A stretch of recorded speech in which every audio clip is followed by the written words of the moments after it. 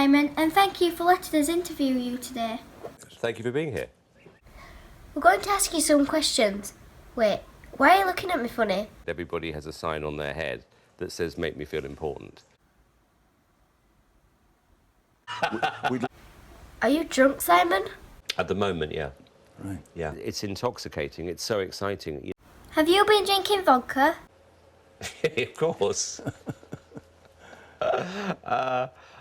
I mean, I have a rule, which is drink in the daytime and drink before you eat it.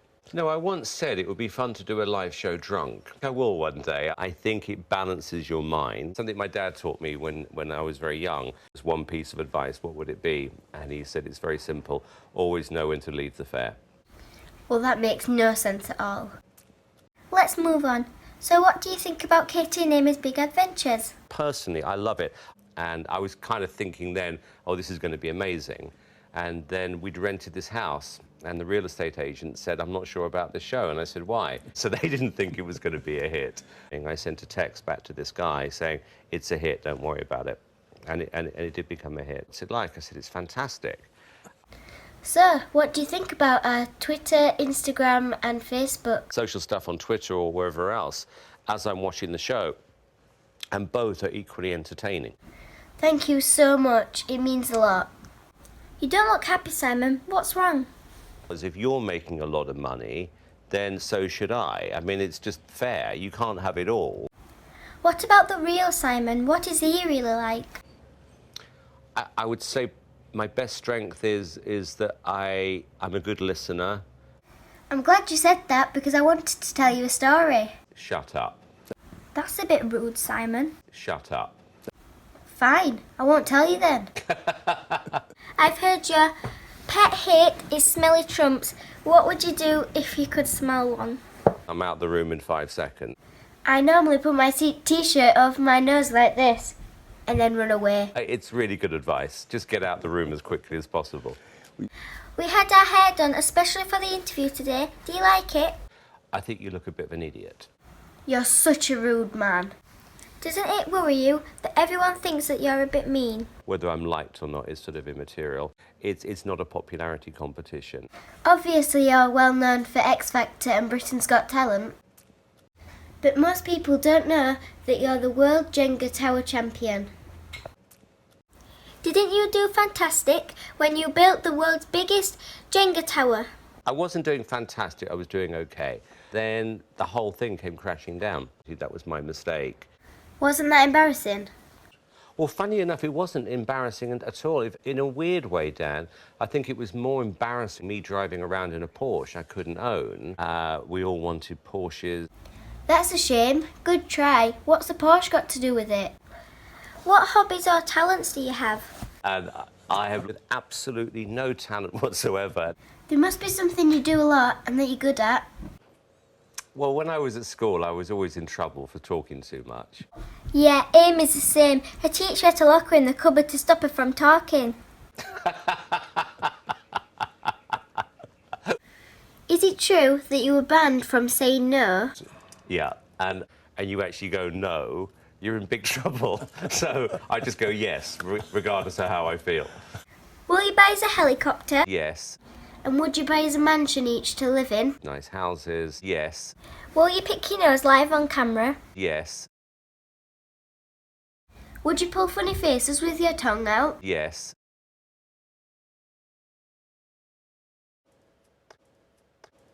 A really horrible little girl. It was fun, but it wasn't that much fun. In your latest book, you talk about the dangerous celebrities. Who was the scariest? Without question, Beyonce. Because she has, more than any other artist I've ever met in my life, total utter steel in her eyes. She's what I call a killer. You can just tell that she is, like I said, she's a killer. So it's a dangerous environment to work in? You said it better than me. It's exactly what it was. And there was a lot of knives out there. Be careful. We heard that you had some problems with Sharon Osbourne and that she was bullying you. I did live in fear. I was always scared that if you got something wrong, they would beat you. I mean, literally. I didn't want to live in fear. What did she used to say to you? You do something wrong, you are toast. I thought I couldn't live my life like that. So I got that. Beyonce is a killer. And then I wouldn't live in fear any longer. It was a real moment of relief, Dan, when that happened. Please stop calling me Dan. What did you say when you found out that Sharon was dead? When I got that call, I got some news for you. It's like, whoa. So you hired a killer and admitted to it on YouTube. Yeah. What would you say about that, and what are the possible consequences? I think it's a crime. You could do 9 months. I think you get more than 9 months for murder. Yeah. So how did you first get into TV? Well, it was an interesting time because it was in the 1980s. There was one guy, when I was in my 20s, I used to follow around like a dog. We have a clip of the show. All right, then, calm down. Yeah, okay. You know what I mean? Hi, Gary. How do you do?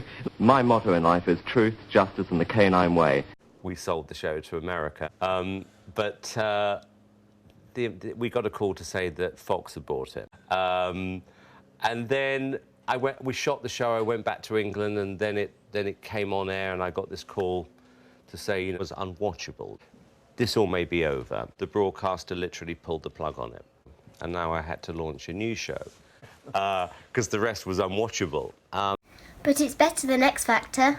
Yeah. Name me 3 things that you dislike. Well, it's an interesting question, and I've thought about it a lot. And I avoid emails as much as possible. I'm not crazy about telephone calls, and I hate 3D movies. It's been in the newspapers recently that you've been teaching the Queen to sing. Yeah, it was something I always wanted to do. What would you say about her? The hours she puts in. She was like Michael Jackson when Michael Jackson was on the top of his game. Some people say that you're just using her to make more money. You charge businessmen to watch her sing and dance. How much do you charge? Some will pay more, you know, some will pay less, but it was probably, in hindsight, the best thing that ever happened in my life. Would you say that you're greedy? Greedy? I'm not greedy. What did you tell people when you found out that we were interviewing you?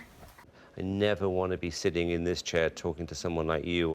I only think you like yourself and not other people. I like people. I really, really do. I'd like you to meet my dogs. Because although I've got one proper baby, these are my 2 other babies. Sunita. Can I do one that's going to shock you? Yes. Are you serious? Yeah. Susan Boyle. I love you, Simon Cowell. I mean, Susan Boyle was a complete dog. Could you beat Susan Boyle in an arm wrestle? 100%. 100%. I've always been very strong. 100%. God, she'll kill me for that. But 100%. Trust me, Dan, I think about that on a daily basis. My name is Katie. Who's Dan? You tell other people that they can't sing, but can you? I want to hear you. La la la la la. We've both got one more question each. Mine is, can you sum up this interview in 1 sentence? I really don't know what I'm talking about. Try not to text too much and be kind to animals. So what's Honey G doing now? Who cares? Thank you for the interview. Well, thank you. It's been a blast. Were we nice to you? Your staff were nice, but you were horrible. Thanks a lot. I hope you enjoyed our fake interview. Thanks for watching Katie and Amy's Big Adventures. Bye! Choke the flower till she cries no more. Hi guys, I'm Brighton Charbonneau from The Walking Dead and Miracles from Heaven, and I watch Katie and Amy's Big Adventure. They're so awesome and so cool, and everybody should definitely go check them out.